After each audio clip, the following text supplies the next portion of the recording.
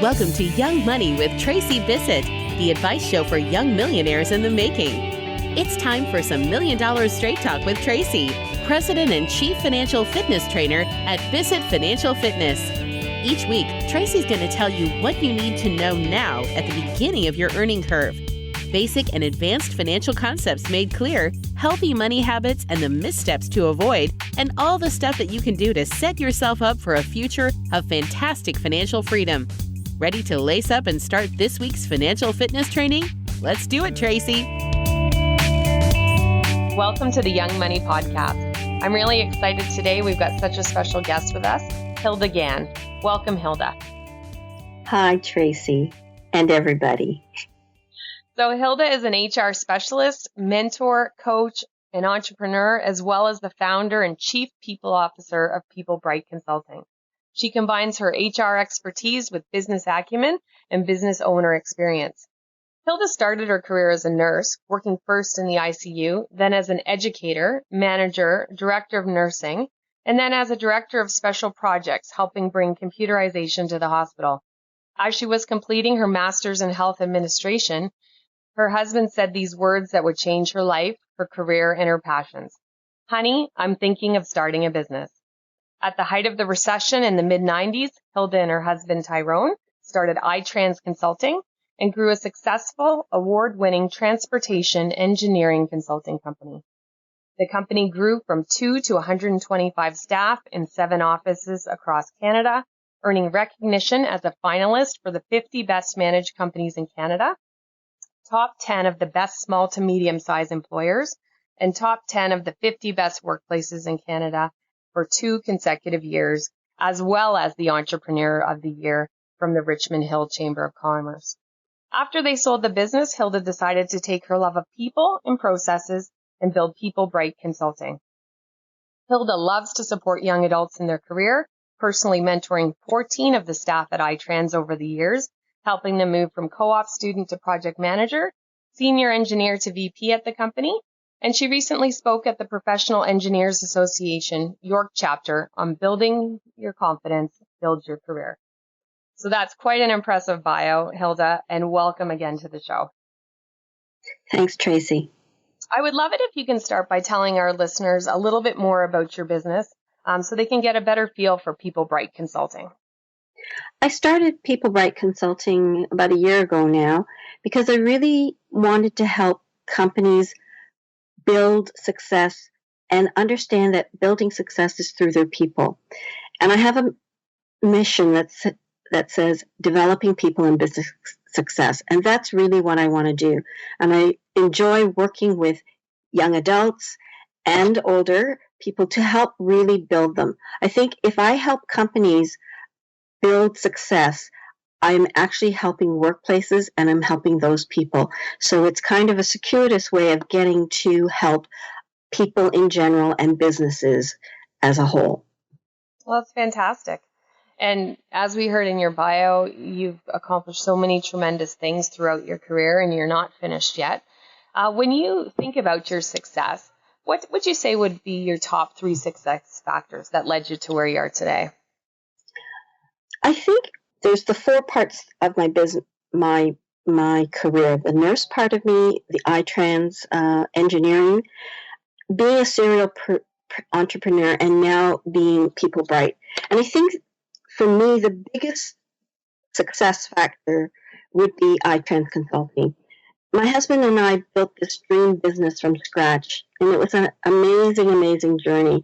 Sometimes I forget about the anxiety part of it, but overall, it was an amazing journey. I mean, he's an engineer, and he had this vision of creating a special engineering company where new graduates would come, and 2 years later, oftentimes in other engineering firms, they would wake up and they're doing the same old thing, and they can do it in the back of their hands. And he didn't want that. He wanted people to feel energized and to feel motivated and want to grow, and we would want them to grow.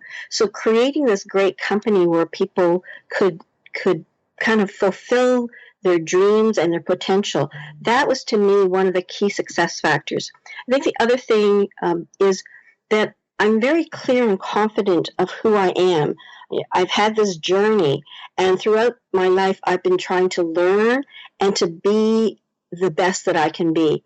And so my journey has given me so many different opportunities in life. And I realized that I have 4 passions, and all of the passions now are part of what this new company, People Bright, will provide me. So that's my love of people. I have to have a steady diet of connecting with people. I love challenges. I'm a problem solver. I got my nursing background because I love the science, but I'm a people person as well.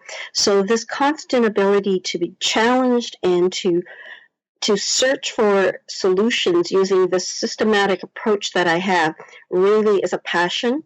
The other 2 are a love of learning. I've been a lifelong learner, and I continue to learn to this day.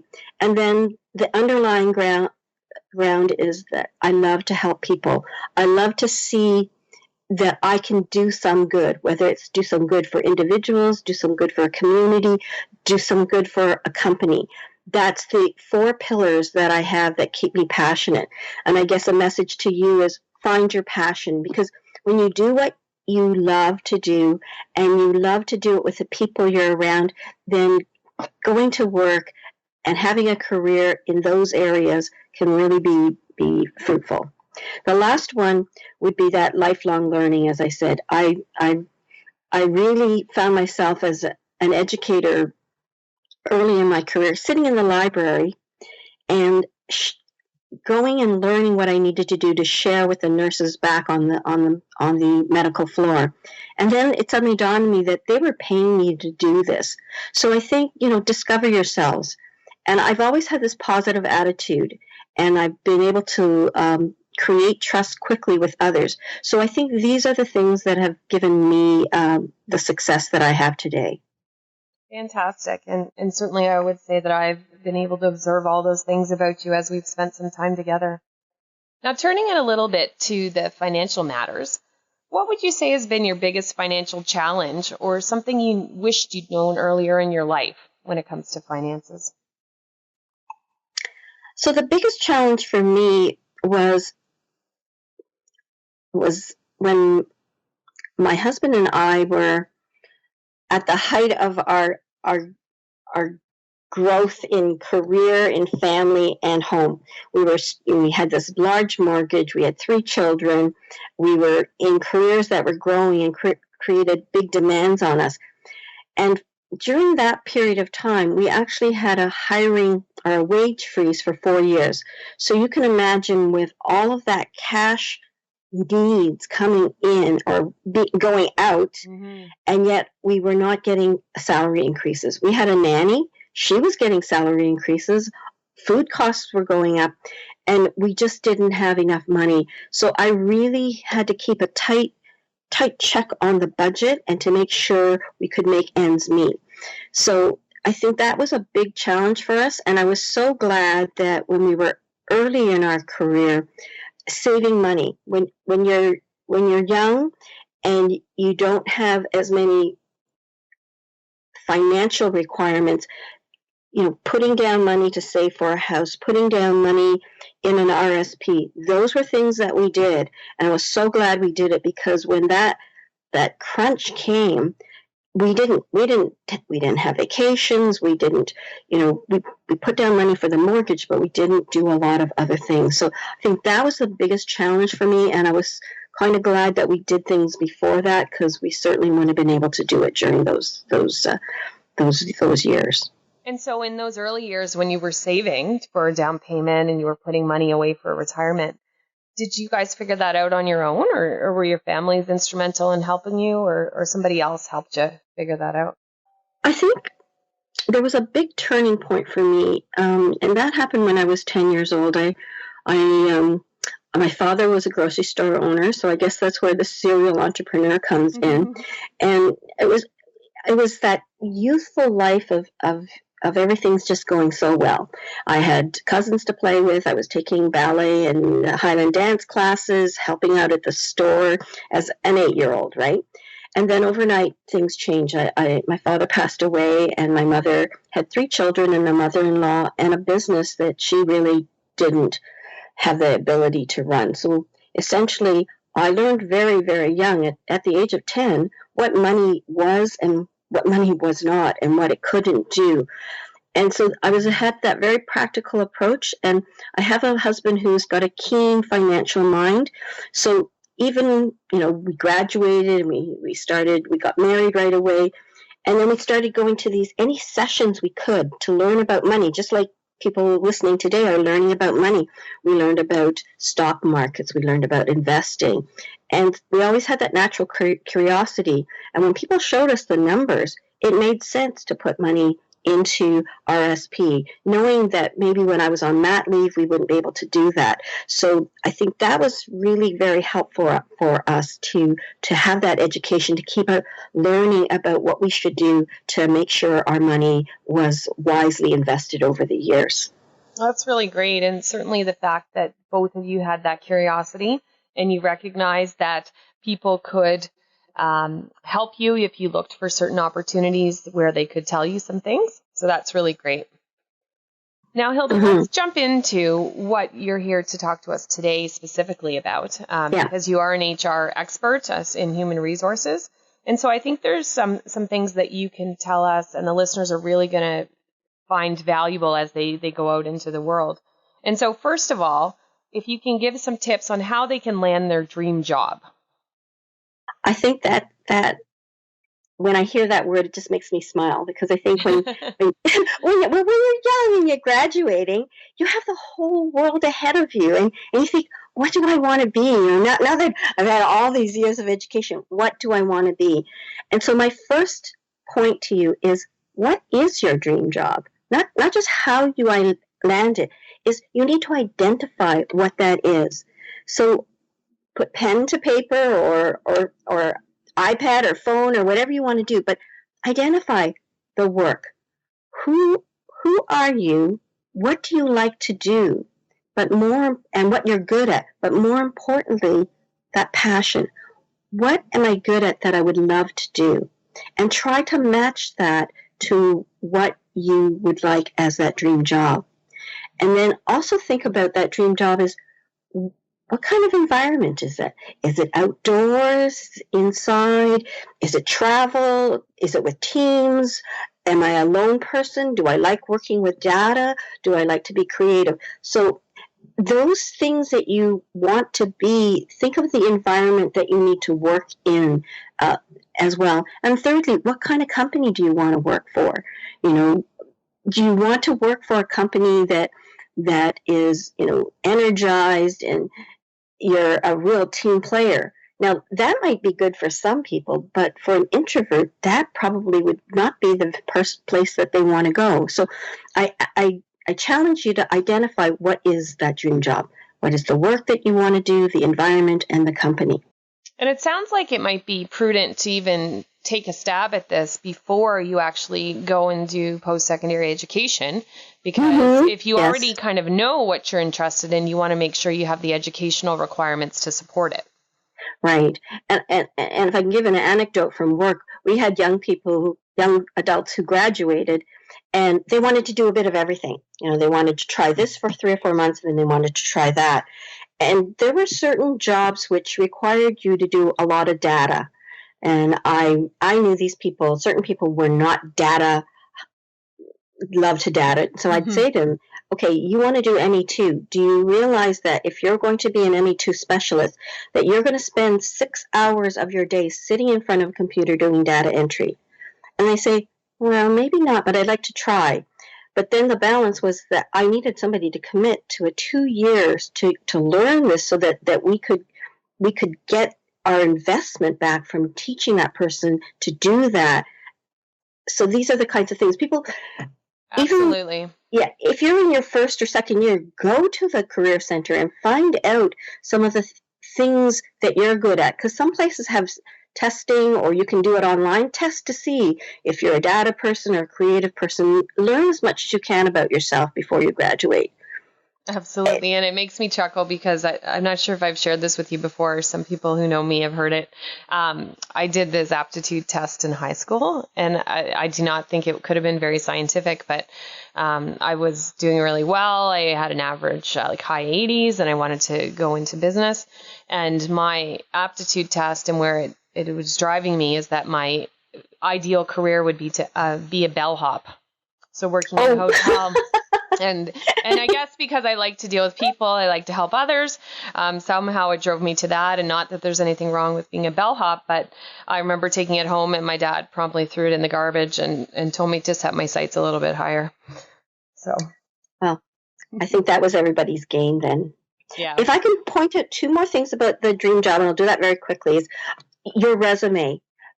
I would say that a lot of times you only get 30 seconds to impress me as a person looking at your resume.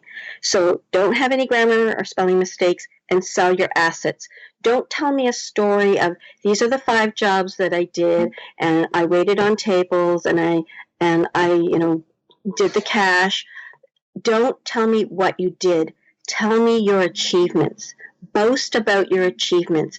And the achievements that I want you to think about is leadership skills, motivation, team player, quick learner. Show me in your resume that, wow, this young person has got leadership skills, they're motivated, they're a quick learner, and they're a team player. So think about how you write your resume. And then when you do your interview, do your research. Don't just come answering questions. Learn about this company and ask them, because it's about you looking for the right fit.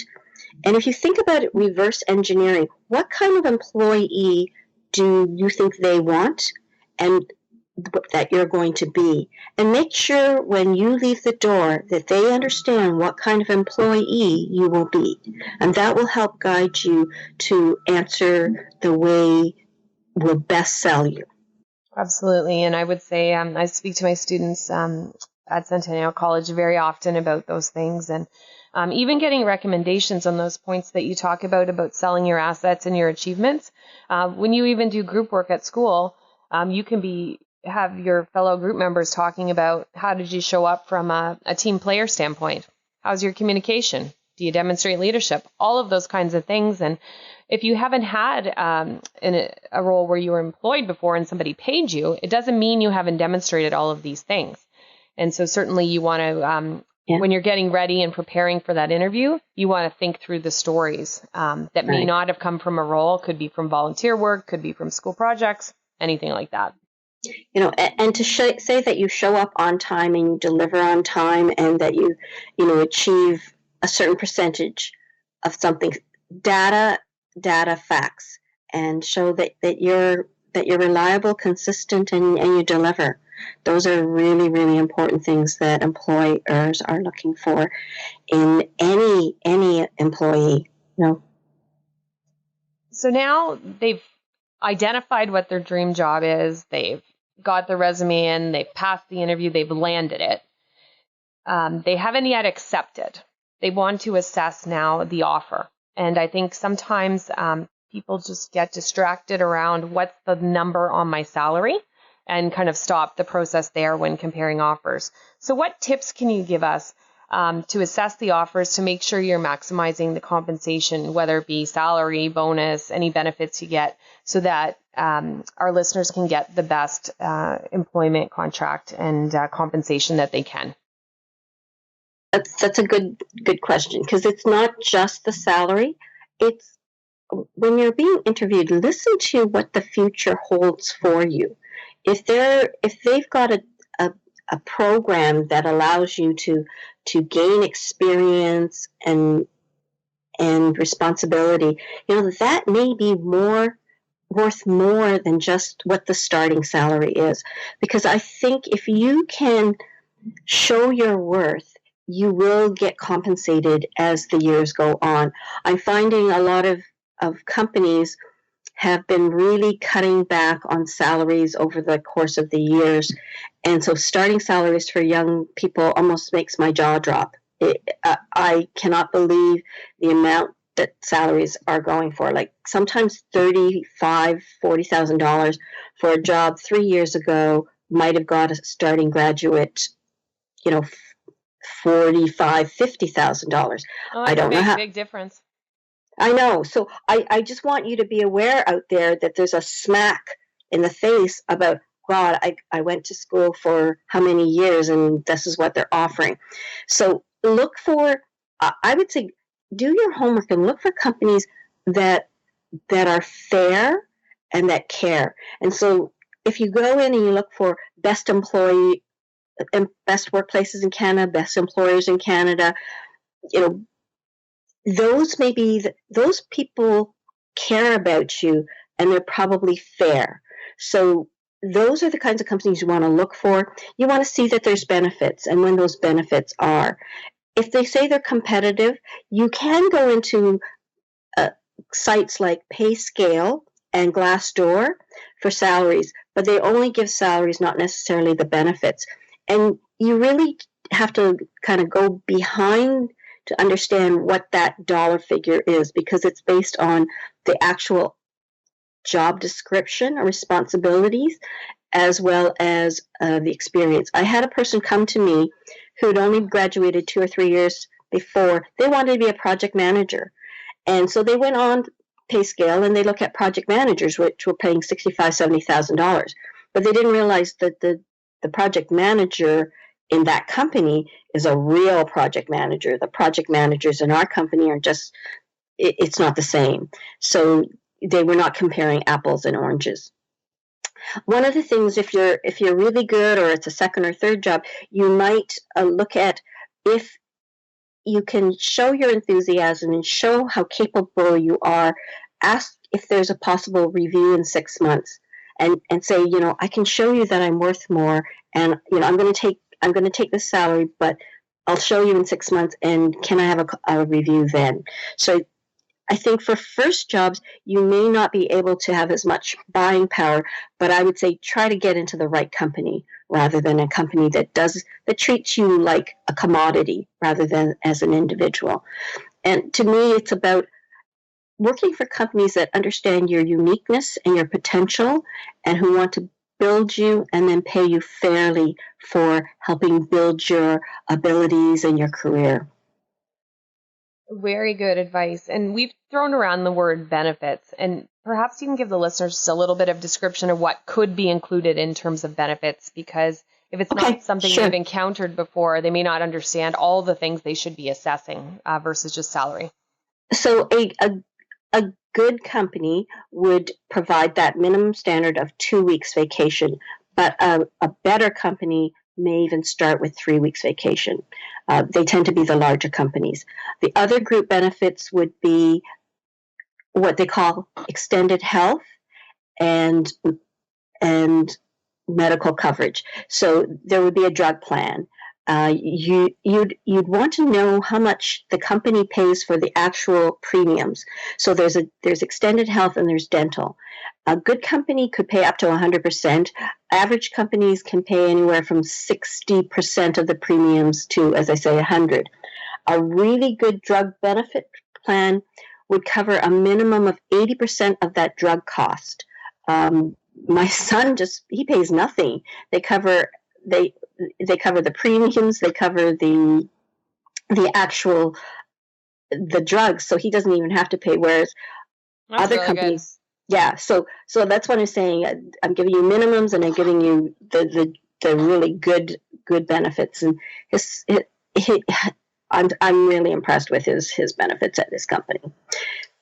And some of the other things that sometimes can be there, if it's a publicly traded company, there could be some kind of employee stock ownership program where if you invest a certain amount of money, your employer will contribute and match it up to a certain dollar amount. So you don't want to miss out on that.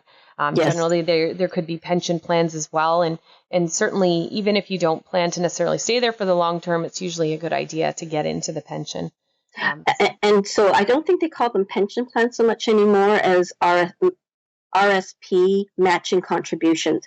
So a word about that, even if they have one and you're working in the summer, it may be beneficial to have it, because imagine if you put in $10 if you put in $100, they're going to match you $100. So you have $200 of benefits.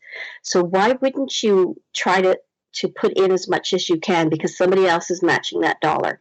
So I would always say that if they have an RSP plan, do what you can afford if it's a matching program. That would go a long way. Most companies, too, would have a short-term disability, a long-term disability plan, as well as life insurance. Right. But the thing you have to be cautious of, these things they don't go with you. So the minute you stop, you don't have long-term disability or short-term disability or life insurance. But that RSP plan goes with you. So that RSP plan investor company would then ask you what you want to do with it once you leave that company. But that's your money, really. Yeah, that's great. And I think that provides a really good overview of all the things that employees should be looking for when they're joining new companies and assessing offers. And so the final piece, if you could just speak briefly about it, Hilda, would be how to be that rockstar employee so you can get the promotion or become really invaluable at the organization once you find the right fit for you. So we were always looking for rock stars in our company, and certainly want to help promote them and help them to grow. And I think a lot of younger adults nowadays really want to work somewhere where they feel valued and wanted, and that they're growing. And the minute they're not, then life's too short, right? Let's go and find somewhere where we can do that. So I think what an employer would look for is that person got that spark. They're on the ball and they're communicating well. Don't make assumptions that the person knows what you're doing. So make sure you build a relationship with your immediate supervisor. Provide touch points. Make sure that balance between giving too much and too little is just right. I know as a manager, I love it when someone comes to me, oh, by the way, Hilda, that project deliverable that's due tomorrow, I'm running into a bit of problem, and I'd like your advice on that. Or, by the way, Hilda, that project deliverable that's going to be due at noon, that'll be on time. I'm working on it this afternoon, and I'll get that done for you, and I'll leave that on your desk by noon tomorrow. So that person's not surprised that something happened in the case where I had a problem, or that you're reliable and you're on time. So keep that in mind to communicate. And in terms of communication, just to go back on one point, from what I'm hearing in the examples you're giving, it's not just by email. You're actually talking to people in person. You're going to have that quick chat so that you can build that rapport a little bit faster. Certainly, you need to have some physical, talking to. It doesn't have to be extensive, but you should probably have a sit down with your immediate manager. Say, hey, I want to know how it works best. What is the best form of communicating with you? How frequently would you like that? Do you prefer emails or text messages or checking in? And so just understanding the expectations. And that gets me to the other thing is always deliver on what the expectations are and exceed them. Those who get it done, who exceed expectations, are really going to feel valued by their manager. And then that manager builds that trust with you. And that trust then leads to, John's done a really great job. I'm just going to give him a little bit more. I'm just going to stretch him a little bit more. Create that relationship. I had 14 staff mentor with me at the company. And part of it is because I would sit down and I would talk and I would listen to what their needs are, and I would look for opportunities to help them grow. So part of that communication too might be coming to a discussion with that manager, talking about what do you expect from me, and these are the things that I would like to do. Can you see that happening, and when? So really working together to build that career, to build the working relationship, and to build what you need to do for the company. And my last point would be just get involved and be engaged in the company, because you'll find it's more fun. When you feel connected to the people that you work with, then you feel like work, it's not work. Like, remember me, I know the library is not for engagement, but I enjoyed what I did because I connected with people. I felt valued for what I did, and I felt I belonged. So, just coming to work and just doing your own thing, you don't feel that connection. And when we had iTrans, what made our company special and what I realized afterwards, we had this dream of creating a great company where people felt valued and respected. And we had a reunion last September. And what I realized, it wasn't just the dream that my husband and I created. We hired the people that bought into that dream, who wanted to be part of that dream. And when I sat around that bar that night, there were 30 of us that came back for this reunion. These people were amazing. I thought, yeah, these are the kind of people that we would have wanted to work with. We did. And I recall one person saying, Hilda, do you know John? John worked at a different time, but through our discussions, we realized we both worked at iTrans different times. But as soon as I knew that, I felt I was connected to a person who almost like a relative. You knew exactly the people that they worked with, the milieu that they worked in. And he said, we created this friendship based on that connection of knowing we were in this very, very unique company at the same time. So get involved. Fantastic. Really, really great. So Hilda, I really want to thank you for joining us today. I think it's been fantastic. I'd love it if you can share with the listeners what you're working on next and where they can go to find out a little bit more information about you. I'm always, trying to help companies build a better business. So right now, I think working in the workplace is very, very tricky. And I know that managers need my help or need the help of a human resources expert to navigate the changes. And to make it easier, it's sex, pot, and work fairness. But sex meaning the workplace violence that's happening for celebrities and media is filtering down into the workplace. And so helping people deal with that, as well as the fair wages that have come through and other aspects of Bill 148. And then the fact that cannabis will be legalized in July, and companies need to get educated so that they aren't making silly mistakes as some large companies, who I won't mention, made some mistakes when they brought in the Bill 148 and the fair wages and kind of got into a little bit of hot water in the media for a few days. I'm constantly looking for opportunities to help young people. I'm working with, got some leads to be able to do some talks again on kind of that same theme of building your confidence, building your career. And that's how I kind of share with you, Tracy, said, wow, if this resonates with you, maybe I can help young people really with getting that first job and thinking about what's reasonable and how to be engaged. So those are the kinds of things I'm working for, and people can connect with me on my website, www.peoplebrightconsulting.com. Great. Well, that's really fantastic, Hilda. So thanks for joining us today. I know I'm taking a lot of great insights away, and primarily thinking about that dream job and not just landing it. First of all, taking the time to identify it.